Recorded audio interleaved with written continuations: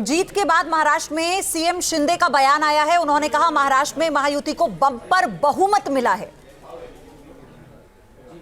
आज मैं महाराष्ट्र के तमाम मतदाताओं को बहुत बहुत धन्यवाद देता हूं, उनका अभिनंदन करता हूं, क्योंकि ये विक्ट्री जो है ये लैंडस्लाइड विक्ट्री है।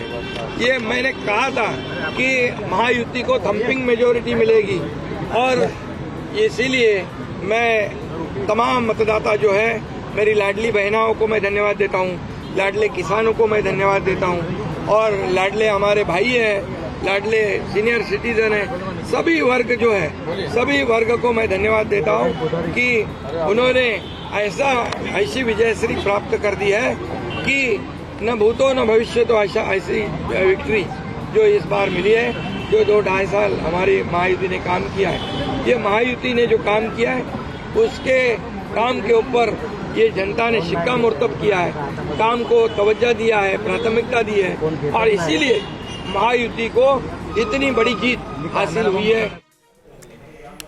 एक और बड़ी जानकारी दे देते हैं। एक तरफ तो बड़ी जीत के बारे में देवेंद्र फडणवीस की तरफ से जो अब बातें आ रही थी, एकनाथ शिंदे की तरफ से माफ कीजिए, वो आपने सुन लिया, लेकिन देवेंद्र फडणवीस ने संघ प्रमुख मोहन भागवत से बात की है और चुनाव में सहयोग के लिए भागवत का आभार जताया है। आरएसएस की भूमिका बीजेपी की जीत में अहम होती है, ये कहा जाता था और इसलिए शायद ये दिख भी रहा है। समीकरण जो कम से कम अभी दिखा रहे हैं, देवेंद्र फडणवीस ने संघ प्रमुख मोहन भागवत से बात की है।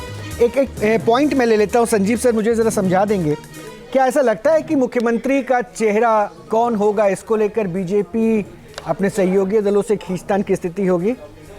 अच्छा, मेरा ये प्रश्न रहेगा, रामदास अठावले कुछ कह रहे हैं, एक बार वो सुन लेते हैं संजीव सर, उसके बाद मैं आपसे ये प्रश्न पूछूंगा। दिया और मतलब हमें 200 के ऊपर मतलब सीटें मिल रही है, तो ये हमारे लिए बहुत बड़ी जीत है। महाराष्ट्र की जनता का मैं आभार व्यक्त करता हूँ, सभी जाति धर्म के लोगों का मैं आभार व्यक्त करता हूँ और उन्होंने बहुत बड़ी जीत हमें दी है और उसका कारण ये है कि नरेंद्र मोदी जी की विकास की भूमिका, नरेंद्र मोदी जी के सबका साथ सबका विकास की भूमिका और महाराष्ट्र सरकार ने 2.5 सालों में लिए हुए निर्णय, और उसमें अनेक निर्णय तो अच्छे थे ही थे, लेकिन लाडली बहना का निर्णय बहुत ही क्रांतिकारक था। पूरे महिलाओं में, पूरे बहनों में बहुत ही अच्छा वातावरण था और इसीलिए इस वक्त जो टक्का बढ़ा था, मतलब लोकसभा के चुनाव के कंपैरिजन में, मतलब विधानसभा में 65.39% वोटिंग हुआ था और इसीलिए उसका फायदा जरूर हमको होगा, ऐसा हमारा पूरा विश्वास था। उसके मुताबिक महायुति को कम से कम 213 तक तो अभी सीट दिखा रहे हैं, लेकिन हमें विश्वास है कि 225-230 तक सीटें हमको आखिर तक मिल सकती है और एक बड़ी जीत हमारी है और उसके पीछे नरेंद्र मोदी जी का विकास, उसके पहले लाडली बहना का निर्णय और कई निर्णय हमारी सरकार ने लिए थे, इसलिए जनता ने हमको वोट दिया है। सर, ये फैसला जो है कहीं ना कहीं संजय राउत को और कांग्रेस के भी कुछ लोगों को, तो संजीव जी हमारे साथ बने हुए हैं। संजीव जी, जिस बात का जिक्र रोहित कर रहे थे कि अब मुख्यमंत्री चेहरे को लेकर, क्योंकि जो अब नतीजे हम देख रहे हैं थोड़ी देर में पूरी तरह से ऑफिशियल हो जाएंगे, यानी स्क्रिप्ट पहले से तैयार थी और जहां तक बात देवेंद्र फडणवीस की है वो क्योंकि चर्चा में बने हैं सुबह से जब से रुझान आने शुरू हुए थे, यानी अब वो कॉम्प्रोमाइज ना तो खुद करेंगे और ना बीजेपी चाहेगी कि किसी और या सहयोगी दल का नेता मुख्यमंत्री बने। तो अभी फाइनल टैली इस समय के रुझानों के मुताबिक बीजेपी के कितनी सीट्स आ रही हैं? 126 दिख रहा है अभी तक। तो मेरे ख्याल से इसमें कोई प्रश्न ही नहीं उठना चाहिए अब कि इतनी सीट्स के साथ बीजेपी अपना मुख्यमंत्री बनाएगी, नंबर 1, क्योंकि हाफ वे मार्क तक तो करीब करीब वो 10% ही शॉर्ट है, अकेली पहुंच रही है बीजेपी पार्टी। Exactly. तो उसका दावा बिल्कुल जायज है और वो ठोक के अपना दावा पेश करेगी और शिंदे साहब के नेतृत्व में बहुत अच्छी परफॉर्मेंस रही है, लेकिन लाडली बहना जो स्कीम है वो बुनियादी रूप से बीजेपी की स्कीम थी, वो महायुति सरकार से इंप्लीमेंट करवाई गई। यहाँ शिंदे लोकप्रिय हुए चुनाव के रनअप में, इसमें कोई शक नहीं है, लेकिन इस गणित के साथ, इस संख्या गणित के साथ अब एकनाथ शिंदे भी इस स्थिति में नहीं है वो चाहेंगे वो मुख्यमंत्री बने, लेकिन नहीं बने तो कोई बहुत ज्यादा बार्गेनिंग स्ट्रेंथ नहीं रही न शिंदे जी के पास न अजीत पवार के पास। तो जब देवेंद्र फडणवीस चीफ मिनिस्टर पहले थे और डेप्टी चीफ मिनिस्टर बन सकते हैं, जब उन्हें मुख्यमंत्री तो बनाया गया था, जब एक मिनिस्टर कुर्सी बन सकते थी हैं वापस। और देवेंद्र फडणवीस की कुर्सी लगाई गई थी और जब उप मुख्यमंत्री उन्हें बनाया गया था, उस वक्त लंबी मीटिंग चली थी और सूत्र उस वक्त ये भी बताया करते थे कि ये पूरा 50-50 फॉर्मूला है कि अगर आने वाले अगले चुनाव में जीत होती है, पार्टी का जो भी प्रदर्शन रहता है,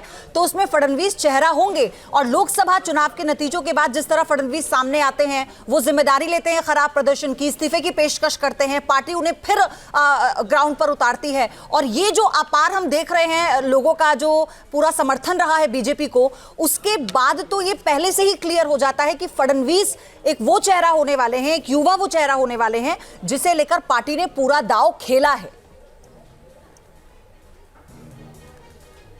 देखिए, पहले से कुछ भी चीजें कितनी भी स्पष्ट हो, लेकिन अल्टीमेटली लोकतंत्र संख्या का खेल है, नंबर्स का गेम है।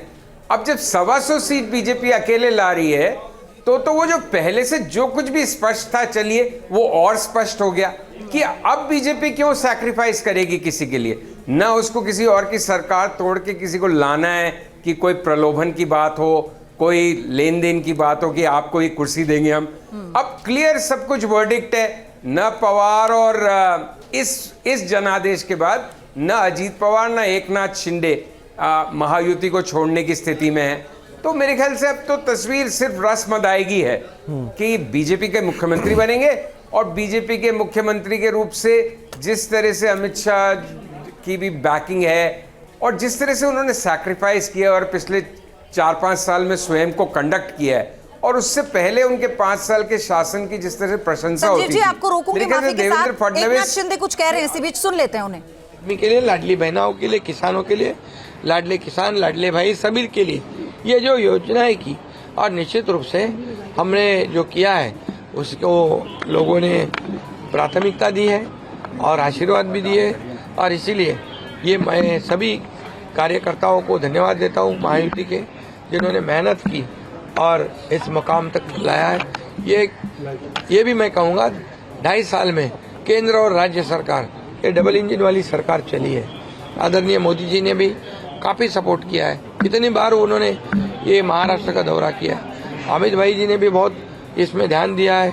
हमारे सभी नड्डा जी हो, कई लोग हो, ये सभी केंद्रीय जो नेतागण हैं, उन्होंने भी महाराष्ट्र को बहुत प्राथमिकता दी है।